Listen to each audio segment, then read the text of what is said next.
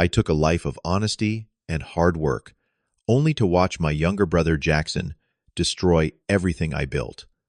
Growing up, I always protected him even when he started showing his true colors. Then I met Amanda, and for once, everything seemed perfect. I never imagined my own brother would betray me in the worst way possible, sleeping with my wife and getting her pregnant. When our parents found out, they disowned him completely, leaving their entire $2 million inheritance to me. Let me know where you are watching from, and if this story resonates with you, please hit that like button and subscribe as I reveal what happened when Jackson suddenly needed my help. I grew up in a middle-class neighborhood in Chicago with parents who worked incredibly hard to give us everything we needed. My father was a civil engineer who specialized in bridge construction, while my mother taught third grade at the local elementary school. Jackson arrived when I was 3 years old, and from the beginning, he was the golden child.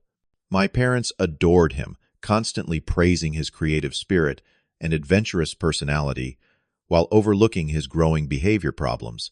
Even at 5 years old, Jackson showed signs of manipulation that I was too young to recognize. When toys went missing or something broke, he would look at me with those innocent blue eyes and blame me. Our parents always believed him. I can still remember the disappointed look on my father's face when he thought I had shattered my mother's favorite crystal vase, when in reality, Jackson had knocked it over while running through the house against the rules. Despite everything, I loved my little brother. I defended him against neighborhood bullies, helped him with homework, and tried to guide him toward making better choices. I believed that with enough love and patience, Jackson would grow out of his troublemaking phase. I was wrong. By the time we reached our teenage years, our paths had diverged dramatically. I joined the football team, maintained straight A's, and worked weekends at the local hardware store. Jackson got caught smoking behind the school gymnasium, skipped classes, and surrounded himself with friends who encouraged his worst impulses. The incident that should have opened my eyes happened when I was 17. I had saved for 2 years to buy a used Ford Mustang, nothing fancy, but it was mine. One Friday night, Jackson took my keys without permission and took my car joyriding with his friends. They crashed into a ditch, causing $3,000 in damage. When our parents demanded answers, Jackson claimed I had given him permission. The betrayal cut deep, but even then, I covered for him, telling our parents it was a misunderstanding to save him from serious consequences. My academic performance earned me a scholarship to a prestigious engineering program at Northwestern University. Jackson barely graduated high school. During my college years, I would receive occasional calls from home about Jackson's latest disaster involving either money problems, relationship drama, or brushes with the law. Each time I would send what little money I had, or return home to help smooth things over. While I studied calculus and physics, Jackson experimented with drugs and alcohol. By my junior year, our parents had started to recognize the pattern of behavior, but they still held on to hope that he would change. Meanwhile, I graduated near the top of my class and landed a job at a growing tech firm in Chicago. Within 3 years, I had established myself as a valuable team member and earned a substantial promotion. I purchased a modest house in an up-and-coming neighborhood and started building my investment portfolio. Despite our growing differences, Jackson remained a constant presence in my life, usually appearing when he needed money or a place to stay after another relationship imploded. Our parents finally began to see Jackson for who he was when he borrowed $10,000 for what he called a business opportunity that turned out to be a gambling debt. They called me voices heavy with a mixture of disappointment and resignation, warning me not to enable his behavior anymore. I promised to be more cautious, but part of me still couldn't abandon my brother completely. My career continued to flourish, and I found myself traveling frequently for business conferences and client meetings. It was during a tech convention in San Francisco that my life changed forever. The company had organized an evening at a local art gallery, and that's where I met Amanda. She stood in front of an abstract painting, head tilted slightly, wearing a dark blue dress that complemented her auburn hair. When she noticed me staring, she smiled and asked what I thought of the artwork. I admitted I knew nothing about art, but found the colors captivating. She laughed and confessed she was only there because her marketing firm had organized the event. We spent the rest of the evening talking, discovering our shared love for classic movies and Italian food. Before the night ended, we exchanged numbers, and I promised to call when I returned to Chicago, where she also lived, working for a prestigious advertising agency. Our first date involved a small Italian restaurant hidden away on a quiet side street. Amanda ordered, in perfect Italian, impressing both me and the elderly owner, who treated us to complimentary tiramisu. I found myself captivated by her confidence, intelligence, and the way her eyes crinkled when she laughed. For the first time in years, I felt completely at ease with someone. Our relationship progressed naturally. Weekend trips to Michigan wineries, cooking classes, where we failed spectacularly at making soufflés, and quiet evenings watching black and white films. After 18 months, I proposed during a sunset cruise on Lake Michigan. Her tearful yes made me believe I had finally found true happiness. The wedding planning brought Jackson back into my life more prominently. He expressed genuine excitement about my engagement and seemed to have stabilized somewhat, holding a job at a local car dealership for almost 6 months. I asked him to be my best man, ignoring the warning signs when he missed 2 suit fittings and arrived late to the rehearsal dinner. Our wedding day started perfectly with clear skies and everything proceeding according to plan. Then Jackson delivered his best man speech, clearly intoxicated, making inappropriate jokes about my previous girlfriends and implying Amanda had married me for financial security. I watched my new wife's smile become increasingly strained as my brother continued his rambling speech until our father finally intervened. Amanda, showing remarkable grace, dismissed the incident as wedding day nerves and too much champagne.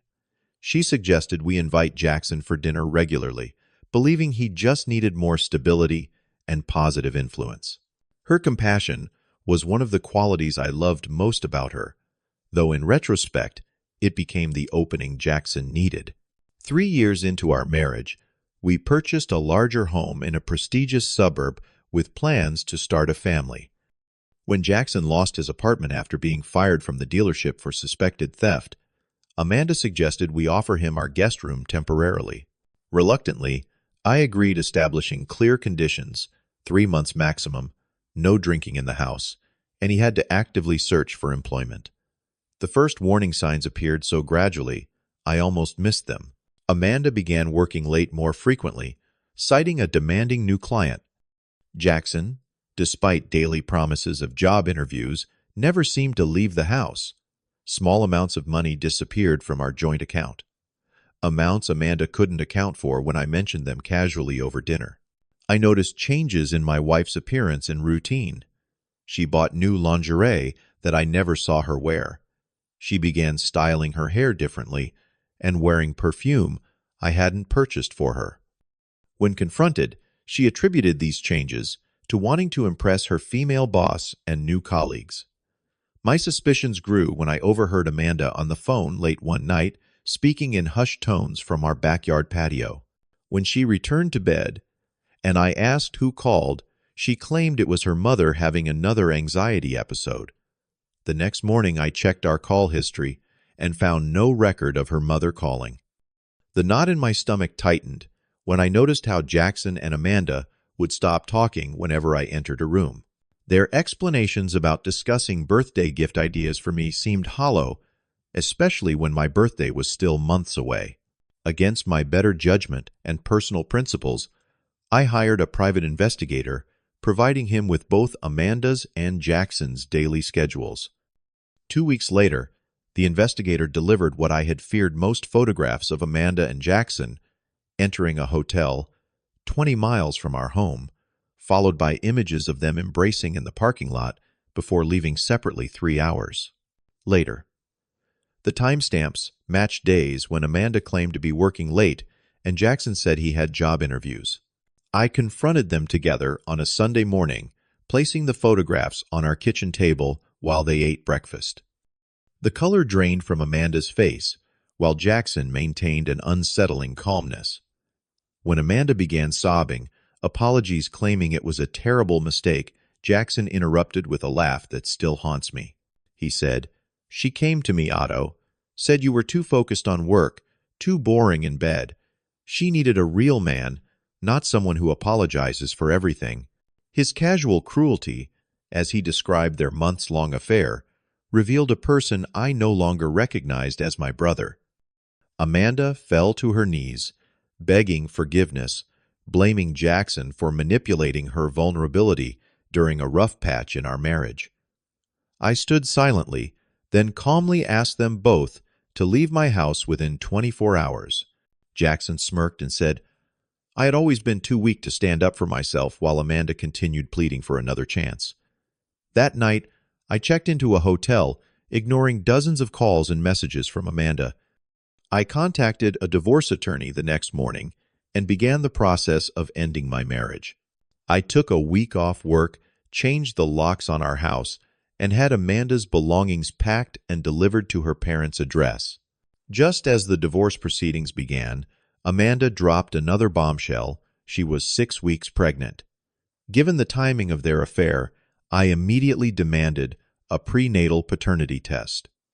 After initial resistance, Amanda agreed, perhaps hoping the results would somehow save our marriage. The day the results confirmed Jackson as the father, something inside me broke completely. I withdrew from friends, and family took a leave of absence from work and spent days barely able to function. The betrayal cut deeper than I could have imagined, a double wound from the two people I had trusted most. The only phone call I answered during this period was from my mother. She and my father had noticed my absence from our usual Sunday dinners and grew concerned when both Amanda and Jackson became evasive about my whereabouts. When I finally told them the full story, my mother wept while my father sat in stunned silence. Their reaction surprised me. Instead of urging forgiveness or family reconciliation, they expressed profound disappointment in Jackson and apologized repeatedly for not recognizing his destructive nature sooner. My father, a man of few words, stated firmly that Jackson was no longer welcome in their home. 2 days later, they informed me they had updated their will, removing Jackson entirely and naming me as their sole beneficiary. I begged them not to take such a drastic step, fearing it would permanently fracture our family, but they insisted. My father said, "A man who betrays his own brother this way is capable of anything. We've enabled his behavior too long." My mother, tears streaming down her face, added, "We failed you both by not setting boundaries years ago." 6 months after the divorce was finalized, my parents were driving home from their 40th anniversary dinner when a drunk driver ran a red light, crashing into the driver's side of their car. My father died instantly. My mother survived for 8 days in intensive care before succumbing to her injuries. I spent every moment by her side, holding her hand and reminiscing about happier times. Jackson did not visit once, despite my numerous messages informing him of the accident and our mother asking for him during her lucid moments. When he finally appeared at the funeral, he was wearing an ill-fitting suit and reeked of alcohol. He attempted to deliver a tearful eulogy that focused more on his own feelings of loss than our parents' lives. Several relatives guided him back to his seat before he could finish. The reading of the will occurred 1 week later.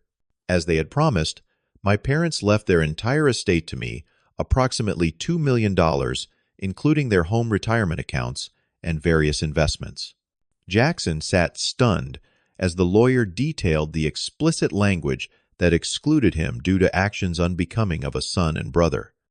When the lawyer finished, Jackson exploded in rage, accusing me of manipulating our elderly parents and threatening legal action.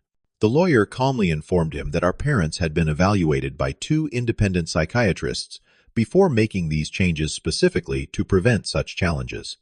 Jackson stormed out, slamming the door so hard that a family photograph fell from the wall and shattered. The following months passed in a fog of grief and paperwork. I sold my parents' house, unable to bear the memories it contained, and used part of the inheritance to purchase a small condo in a different city. I needed distance from everything familiar. I invested the remainder conservatively, following my father's lifelong approach to financial security. For the first time, I began seeing a therapist, regularly working through not only the loss of my parents, but the compound trauma of betrayal. Slowly, I established a new routine. I found a position at a smaller tech company that allowed me to work remotely. I joined a local hiking group to force myself out of isolation. I volunteered at an animal shelter on weekends, finding comfort in the uncomplicated affection of abandoned pets. Amanda gave birth to a baby boy, according to mutual friends, but I blocked all information about her life. The divorce agreement explicitly stated I had no financial responsibility for the child with Jackson legally established as the father. I heard rumors they had moved in together briefly before separating acrimoniously. 2 years passed without contact from either of them. I had just begun feeling like myself again when my phone rang with Jackson's number. Against my better judgment, I answered. His voice sounded different, ragged and desperate. He explained that Amanda had left 6 months ago, abandoning both him and their son. He had lost his latest job after showing up intoxicated once too often. Eviction from his apartment was imminent, and Child Protective Services had visited twice due to neighbor complaints. Then came the real purpose of his call. He needed money, a substantial amount, to clear his debts and start fresh. He knew about my inheritance and believed I owed him half as our parents' son, regardless of their final wishes. When I remained silent, his tone shifted from pleading to accusatory, claiming I had always been our parents' favorite and had poisoned them against him. I ended the call without committing to anything. That night, I barely slept, torn between decades of conditioned responsibility for my brother and the raw wounds of his betrayal. The next morning, I called my therapist for an emergency session. We discussed at length the difference between enabling destructive behavior and showing compassion. My therapist asked one question that clarified everything. What about your nephew? He's innocent in all this. The child, now almost 2 years old according to Jackson, had no part in the adult's mistakes. After careful consideration and consultation with both my therapist and attorney, I made my decision. I would not give Jackson direct financial assistance, but I would establish a trust fund for my nephew's education and basic needs. The trust would have strict conditions, including Jackson completing a rehabilitation program and maintaining sobriety verified by regular testing. All payments would go directly to landlords, schools, or caregivers, never to Jackson himself. When I called Jackson with my proposal, his initial reaction was predictable anger and accusations of controlling behavior. He demanded cash with no strings attached, revealing that his primary concern remained himself, not his son. I remained firm, offering this as my final position. 3 days later, he called back reluctantly, agreeing to my terms. My attorney arranged everything, acting as an intermediary, so I would not need direct contact with Jackson. Reports arrived monthly, detailing both the child's well-being and Jackson's compliance with the conditions. The first 6 months showed minimal effort from Jackson, with several failed drug tests and missed parenting classes. I continued funding the basic needs portion of the trust for my nephew's sake, but withheld additional benefits until Jackson demonstrated genuine change. Around this time, I forced myself to start dating again, though most first meetings never led to seconds.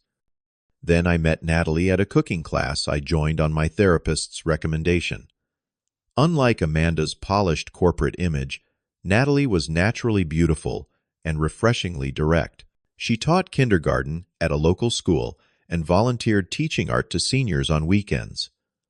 On our third date, I told her about my past, expecting her to run. Instead, she listened without judgment, squeezing my hand when my voice faltered. She shared her own history of family complications, including a sister who struggled with addiction. Her understanding came from experience, not platitudes. Our relationship developed slowly, built on honest communication and shared values rather than intense passion. 6 months in, Natalie moved into my condo, bringing warmth and color to spaces that had remained deliberately sterile. For the first time since everything collapsed, I began thinking about the future with cautious optimism. A year into our relationship, I encountered Amanda unexpectedly at a shopping mall 2 cities away from my new home. She looked older, the confidence I had once admired replaced by a weariness around her eyes. She spotted me before I could leave, approaching hesitantly. She apologized not just for the affair, but for running away from her responsibilities as a mother. She explained she had realized too late that Jackson had pursued her primarily to hurt me, using the same manipulation tactics on her that had worked on countless others. By the time their son was born, Jackson had already become controlling and occasionally violent. I listened silently, feeling strangely detached from the pain these revelations would have caused earlier. When she finished, I simply wished her well and walked away.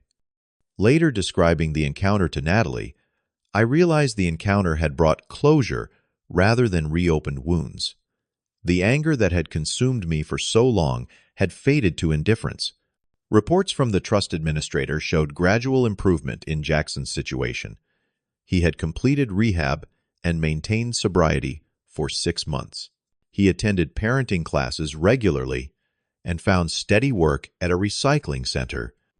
His supervisors described him as punctual and cooperative, if not particularly enthusiastic.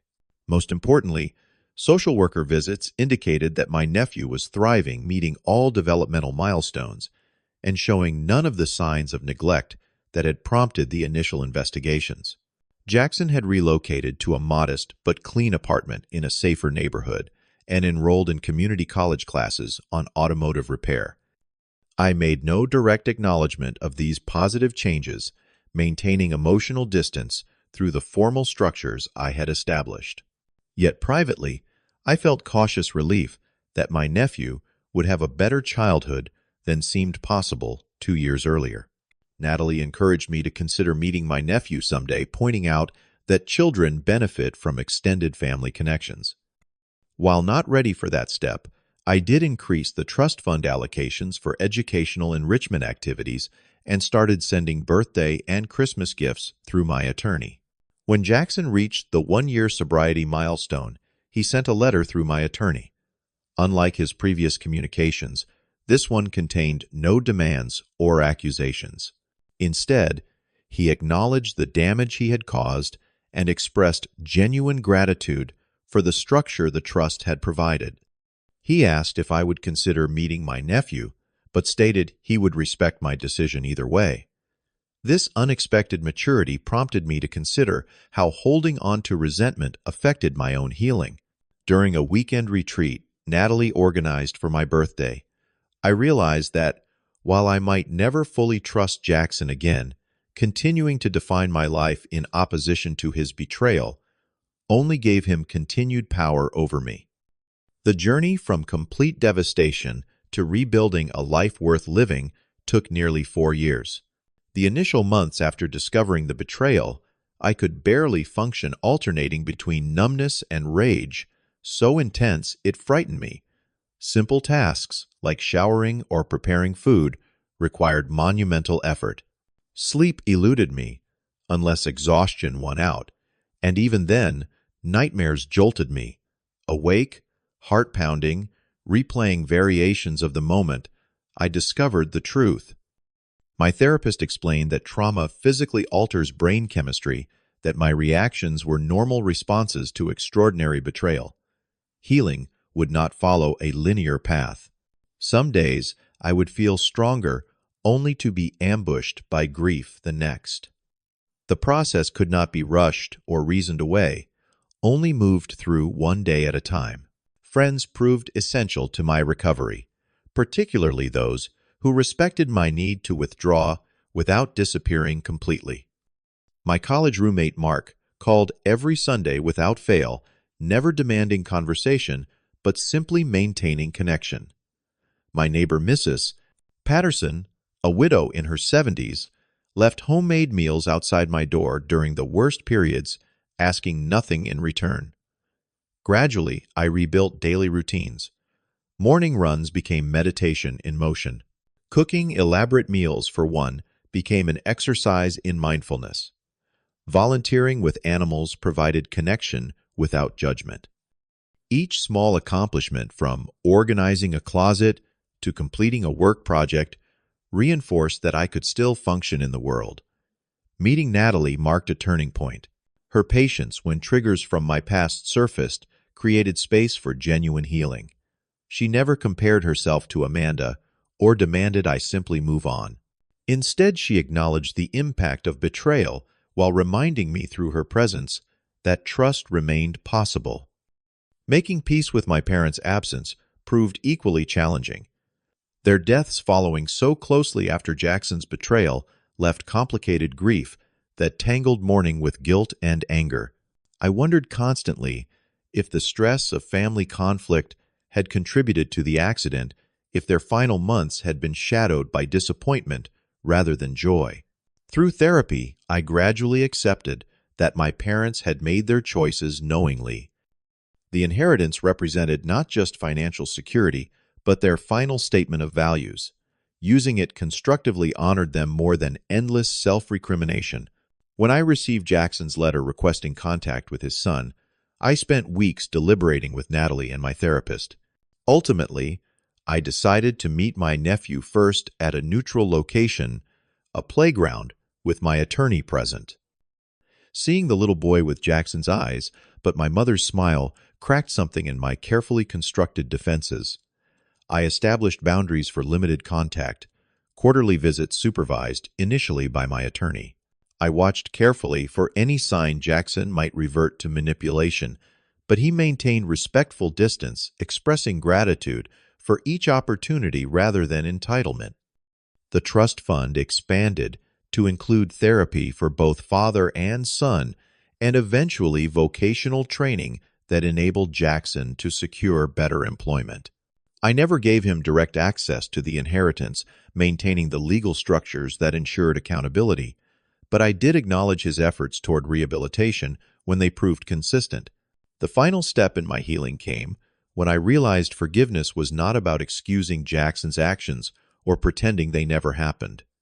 Forgiveness meant refusing to let bitterness determine my future.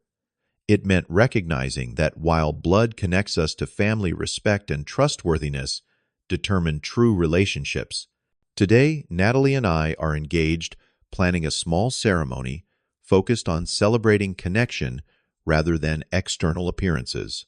My nephew visits regularly, building a relationship with the uncle he now calls O, since he cannot quite pronounce Otto.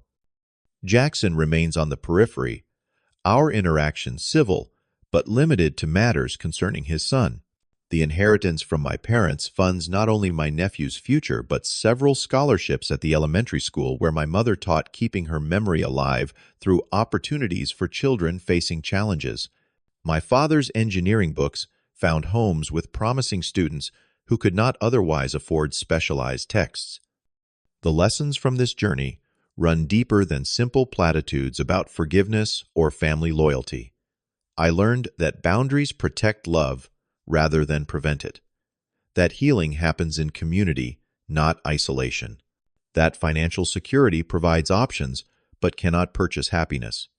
Most importantly, that we can build meaningful lives even from the ashes of betrayal, not by forgetting the past, but by refusing to be defined by it. Would you do what I did? If you were in my situation, would you help your brother after such a betrayal? Or would you have cut all ties completely? Let me know your thoughts in the comments below. If this story resonated with you, please consider hitting the like button and subscribing to hear more real-life experiences. Share this with someone who might be struggling with family betrayal and needs to know healing is possible. Thank you for listening to my story. And remember, the family we choose can be stronger than the family we are born into.